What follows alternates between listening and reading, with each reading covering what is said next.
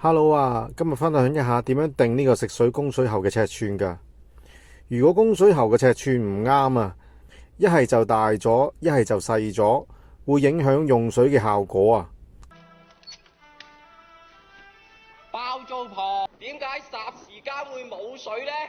我會介紹3種嘅方法，應用喺8個嘅地方度嘅。如果識得用呢8個地方，基本上所有地方都會知道點樣定嘅。好有用，唔止淨係做工程可以用啊，讀緊書要做 project 嘅你都有用嘅。唔講咁多吹水嘢啦。第一個方法就係定呢個住宅單位供水喉嘅尺寸。呢個方法係定單位嘅總喉嘅尺寸嘅，同埋其餘分佈嘅尺寸，同埋冷熱水喉嘅尺寸。差唔多95% 都會用銅喉噶嘛。呢條單位嘅供水喉都係水表排骨位嗰條喉嘅尺寸嚟嘅。一個廁所加一個廚房就俾條22mm 6分嘅銅喉，由頭到尾都係22mm嘅。兩個廁所加一個廚房就俾條28mm，即係1寸嘅銅喉。全部入廚房或者入廁所嘅就22mm喉，28mm喉呢就俾完個廚房同埋一個廁所就轉22mm， 3個廁所加一個廚房嘅就俾條35mm， 即係寸耳嘅銅喉俾佢。全部入廚房或者入廁所嘅就係22mm喉啦。30mm喉俾完廚房同埋一個廁所就轉28mm嘅喉，28mm嘅喉俾多一個廁所就轉22mm。千祈就唔好有呢個15mm嘅，咁樣供水係會比較穩定。有時沖下涼，就算有另外一個人去開呢個洗手盤、水龍頭或者呢個星盤、廚房嘅花灑都唔會突然細水咗咯。第二個方法就係睇呢個潔具嘅數量去定食水供水喉嘅尺寸嘅。呢個方法係啱用喺一個嘅公眾廁所嘅總喉或者裏面嘅分支喉。如果有2個廁所咁點啊？通常男廁喺度，女廁同埋殘廁都會喺隔籬噶嘛，即係3個廁所啦。咁個總喉呢，就要用另外一個方法嘅，等陣先講。而家一個公眾廁所裏邊，例如有8個面盤啦，分開咗兩邊嘅，每邊4個面盤。我睇翻尺寸表，22mm嘅喉就俾到3個面盤嘅，28mm 呢就俾到6個，而呢個35mm呢就俾到10個嘅。咁個尺寸係點樣安排啊？通常一條嘅 CWP 凍水喉就會分開2條嘅 CWP 俾兩邊嘅面盤嘅。煮嗰條 CWP 俾兩邊啦。睇翻尺寸表，10個嘅水龍頭係35mm嘅，而2條 CWP 俾兩邊嘅面盤，每邊4個面盤。睇翻尺寸表，6個面盤就係 28mm 嘅，咁2條嘅 CWP 就係 28mm 咯。4個面盤就俾 28mm 啦，俾完1個面盤就可以轉 22mm 嘅，就俾3個面盤。睇翻尺寸表。第3個方法用喺嘅地方有6個嘅。第一個係住宅嘅每層主嘅 CWP， 即係例如每一層有6個單位嘅主嘅 CWP 係幾大啊？啱啱講第一個係住宅每層嘅主 CWP 啦，第二個就係以松嚟計嘅，例如1樓去到10樓係一個松嘅。第3個係以呢個天台用呢個加泵到去最上嗰4、5層單位嘅。第4個就係以呢個公眾廁所嘅數量有幾多個嚟計嘅。第5個就係成座嘅樓宇總入水喉係幾大。第6個就係以成個 project 嚟計嗰個總入水喉係幾大嘅。例如項目有5支樓嘅，都會用呢個方法。呢個方法呢，就係睇翻潔具嘅數量對應翻個 loading unit， 揾到個 loading unit， 用呢個 loading unit 嘅表或者用呢條方程式 loading unit power 0.73除23就可以揾到個流量 flow 啊，單位係 liter per second 嘅。有咗個 flow 就可以用呢個 IOP 批 sizing chart 揾翻個 CWP 嘅尺寸嘅。而家我示範一次計每一層6個單位嘅主 CWP 同埋呢個住宅1樓去到10樓呢一個鬆嘅 CWP 係幾大嘅。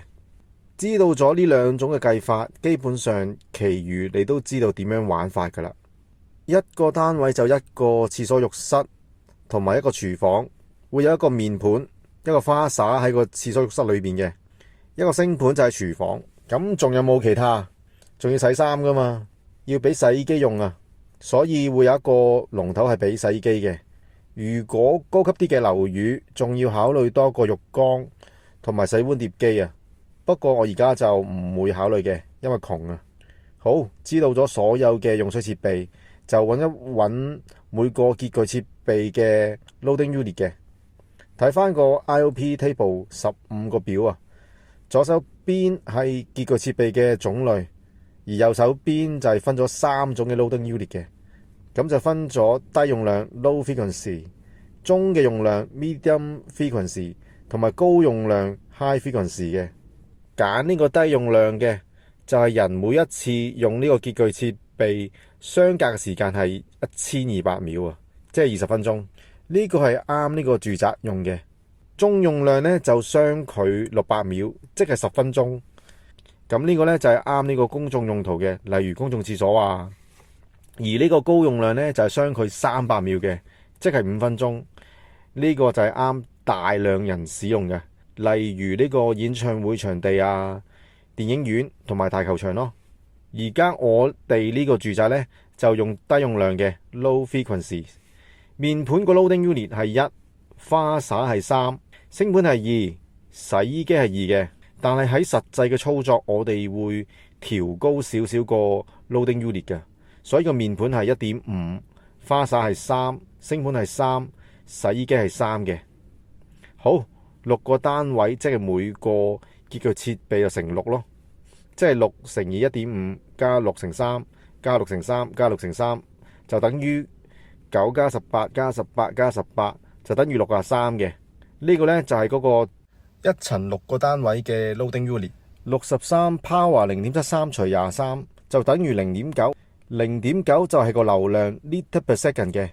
有咗0.9 liter per second 就可以用呢個 IOP批 sizing chart， 用翻銅喉嘅，喺個 chart 嘅左手邊係流量啦，流量打斜上去嗰條斜線係喉嘅尺寸，相反嘅斜線就係水嘅流速。我哋嗰個流量係 0.9 嘅，喺 0.9 嗰度畫條橫線，睇翻撞到喉尺寸嗰條斜線，咁就會撞到67 mm、54 mm、42 mm、35 mm、28 mm、22 mm。哇，咁點啊？咁多個。呢個時候就要睇翻個流速啦。如果你要揀54 mm 喉嘅，個流速就會太慢，得0.4 meter per second。如果你揀54 mm 喉嘅，係 over design 嘅，42 mm 都係嘅。我哋要用翻1至 1.5 meter per second 嘅流速係最適合嘅。如果係咁，35 mm 直徑就係最適合咯。咁28 mm 得唔得啊？唔得。